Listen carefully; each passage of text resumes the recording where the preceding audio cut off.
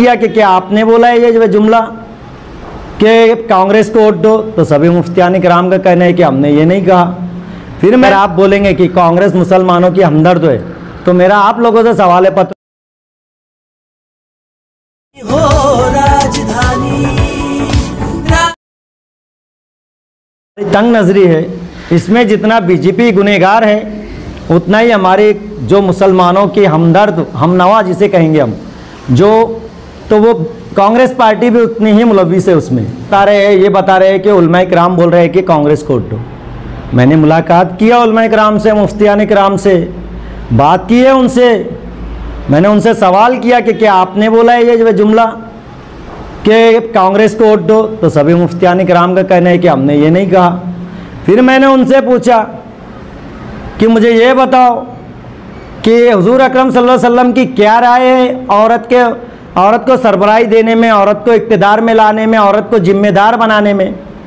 मैंने पूछा है उलमा किराम से, मुफ्तियान किराम से, तो उन्होंने कहा कि बिल्कुल भी अल्लाह के नबी इस बात को पसंद नहीं किया, और अल्लाह के नबी का फरमान है कि औरत को सरबराह मत बनाओ।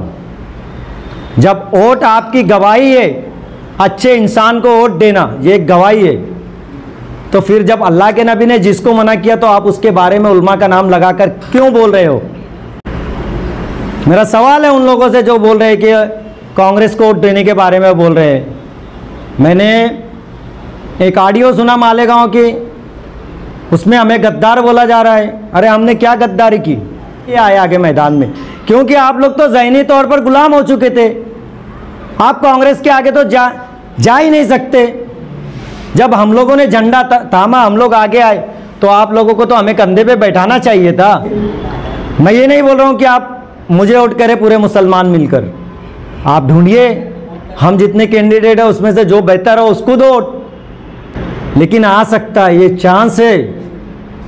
क्योंकि आप देखिए, आप जो बोल रहे हैं कि मुस्लिम वोट मुंतसिर होंगे, ये गलत फहमी है। मुंतसिर तो आप लोग कर रहे हैं हमारी वोट, क्योंकि अगर हमारी वोट मुंतसिर नहीं होंगी तो मुस्लिम कैंडिडेट 100% चुनकर आएगा।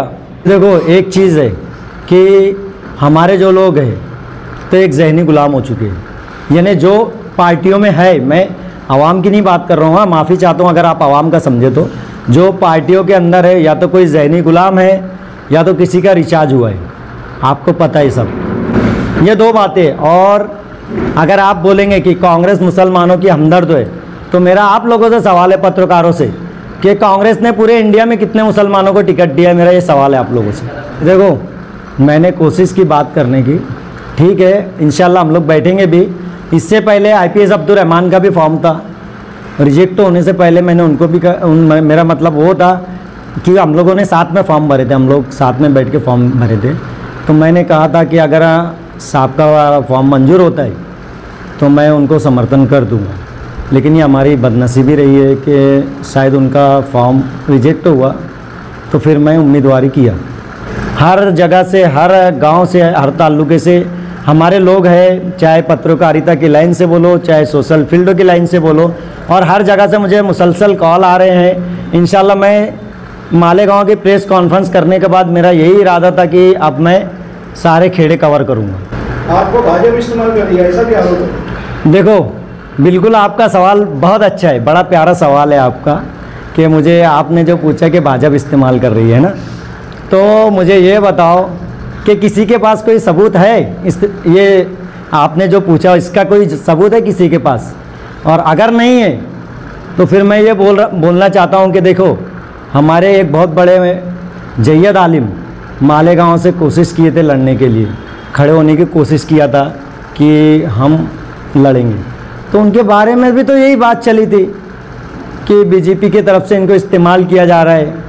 तो जब एक आलिम को लोग नहीं छोड़ते तो मैं तो क्या हूँ, आपको पता है, हम तो छोटे मोटे लोग हैं। हाँ, मेरा नाम है अब्दुल हफीज़ अब्दुल हक अंसारी, मेरा सीरियल नंबर 8 है और मैं धूलिया पार्लियामेंट हल्के से उम्मीदवारी कर रहा हूँ। मेरी निशानी जो है बैट की निशानी है मेरी, तो मैं जो मतदाता है मेरे, तो मेरा उनसे एक अपील है कि मैंने अपने मंसूर में जितनी बातें की है इंशाअल्लाह उस पर कायम रहूँगा और उसके लिए आखिरी दम तक लड़ूँगा और उसको पूरा करने की कोशिश करूँगा। आप एक बार मुझे चांस देकर देखो। डायमंड कारपेट, हमारे वहाँ कारपेट, ग्रास, हेडलोन, रेलवे वाला कारपेट होलसेल रेट में दिया जाता है। हमारा पता याद रखें, मुस्तफ़ा बंगार बाजार, डायमंड कारपेट।